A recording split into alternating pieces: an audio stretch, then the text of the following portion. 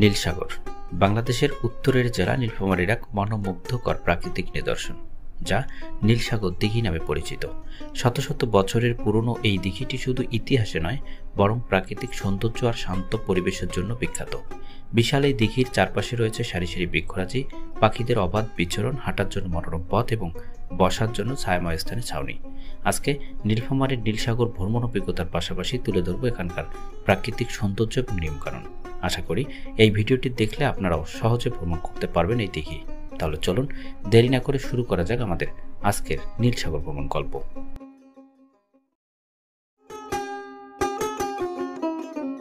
জীবনের কোলাহল থেকে বেরিয়ে কখনো কখনো হৃদয় ব্যাকুল হয়ে ওঠে প্রকৃতির সান্নিধ্য কামনায়। এমন এক আকুলতা থেকেই আজ মোটর সাইকেলে করে বন্ধু আলিউল্লাহ ও জাহাঙ্গীর সহ বেরিয়ে পড়লাম নীল সাগরের উদ্দেশ্যে। গ্রামীণ পথের যেখানে প্রতিটি বাঁকেই অপেক্ষা করে এক নতুন সৌন্দর্য, এক অনাবিল প্রশান্তি।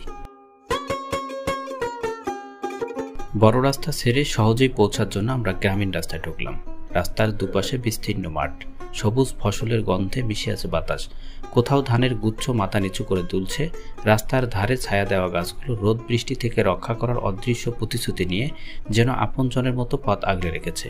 এই দৃশ্য শুধু চোখের খোরাক নয়, আত্মারও খোরাক। প্রকৃতির এই সরল সৌন্দর্য আমাদের মনে জাগায় শান্তি, ভাবনায় আনে স্বচ্ছতা। প্রকৃতির এই টানে বেরিয়ে পড়া মানে শুধু ভ্রমণ নয়, এ এক আত্মা জাগানো অভিজ্ঞতা, এক নির্ভেজাল প্রশান্তিতে কাটানোর সময়। আসসালামু আলাইকুম। চলে আসলাম নীলফামারীর নীল সাগরে। আমরা এখন আছি নীল সাগরের গেটের একদম সামনে। এখানে 20 টাকা করে টিকিট কেটে ভিতরে প্রবেশ করতে হবে। তো যা হোক, আজকে দুই বন্ধু মিলে নীলফামারীর নীল সাগর ঘুরে ঘুরে দেখাবো এবং এখানকার যে তথ্যগুলো সেগুলো আপনাদের সামনে তুলে ধরবো।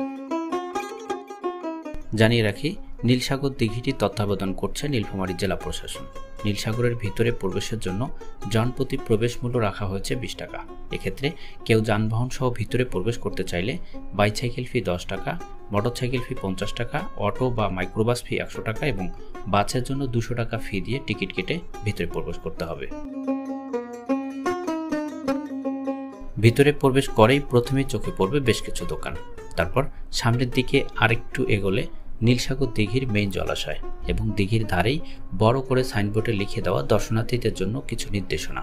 তার কাছাকাছি বাম পাশে নীলসাগর দিঘির সবচেয়ে আকর্ষণীয় সিমেন্ট দিয়ে নির্মিত বিশাল আকৃতির ঝিনুক। এটি শুধু একটি নির্মাণ নয়, বরং একটি নিঃশব্দ ভাষা, যা প্রাকৃতিক সৌন্দর্য, শিল্প আর মানুষের কল্পনার সংমিশ্রণে গড়ে ওঠা এক অনন্য সৃষ্টি। শুধু তাই নয়, প্রাকৃতিক সৌন্দর্যের দিক দিয়েও নীলসাগর বিখ্যাত। দিঘির চারপাশের প্রকৃতিও যেন শিল্পীর হাতের ছোঁয়া। নানা ধরনের গাছপালা, লতানো গুল্ম আর ফুলের বাগান এক মনোরম পরিবেশের সৃষ্টি করে। এছাড়াও এর পারে রয়েছে নারিকেল, বনবাবুল, আকাশমণি, মেহগনি ও শিশুসহ অচেনা হরেক রকমের ফুল ও ফলের সারি সারি বৃক্ষরাজি।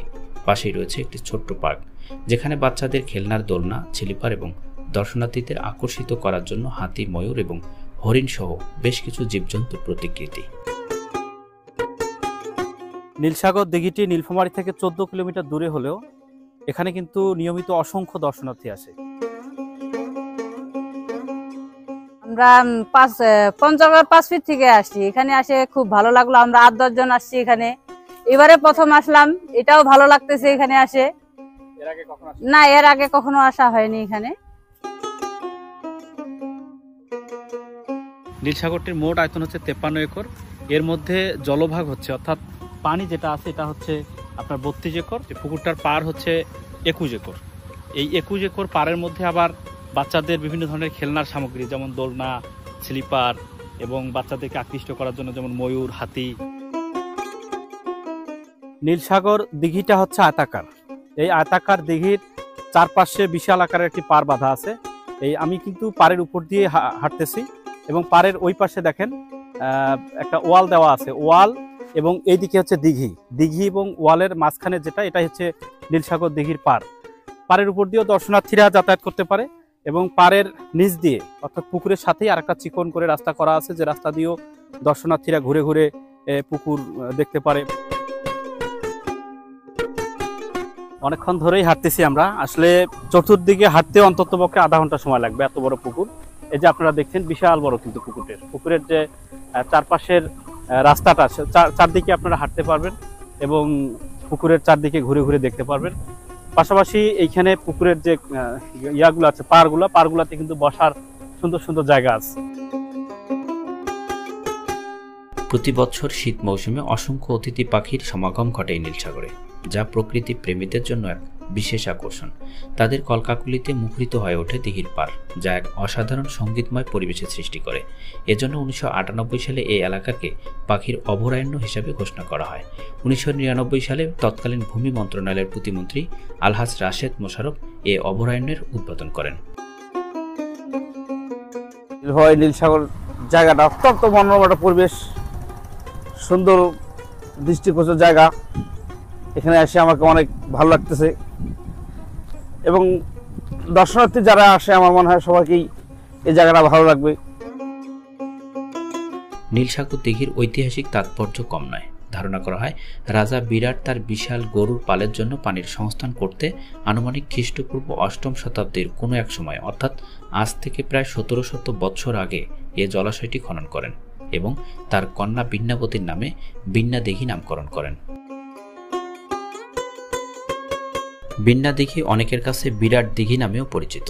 1979 সালে নীলফামারীর তৎকালীন মহকুমা প্রশাসক ও অবসরপ্রাপ্ত সচিব এম.এ. জব্বার কর্তৃক এই দিঘিকে পর্যটন ক্ষেত্র হিসেবে পরিচিত করতে কিছু পদক্ষেপ গ্রহণ করেন এবং নীলফামারীর নামানুসারে বিন্যা দিঘি কিংবা বিরাট দিঘি নামের পরিবর্তে এর নামকরণ করেন নীলসাগর। আজকে আমরা দুই বন্ধু মিলে নীলসাগর ঘুরতে আসছি, তো এখানে এসে অনেক ভালো লাগলো। নীলসাগর শুধু সৌন্দর্য আর ইতিহাসেই সীমাবদ্ধ নয়, স্থানীয় মানুষের জীবন জীবিকার সাথেও এর গভীর সম্পর্ক। এখানে প্রতি বছর চৈত্র সংক্রান্তি উপলক্ষে সনাতনী সম্প্রদায়রা বারুণী স্নান উৎসবেরও আয়োজন করে থাকে।